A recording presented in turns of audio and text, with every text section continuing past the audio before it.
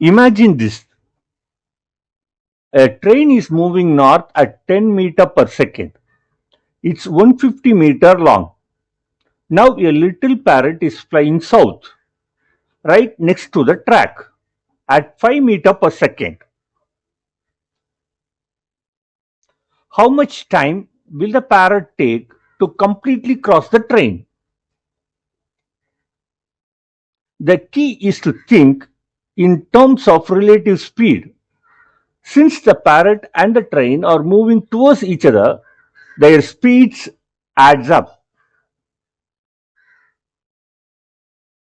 A train of 150-meter long is going towards north at a speed of 10 meter per second.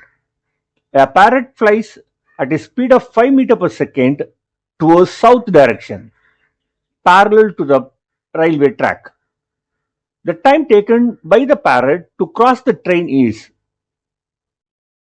their speeds or relative speed. Relative speed equals 10 plus 5 equals 15 meter per second since they are moving in the opposite direction.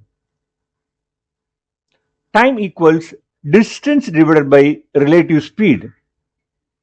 So the distance is 150 meter and the relative speed is 15. So on dividing 150 upon 15, we get time equals 10 seconds.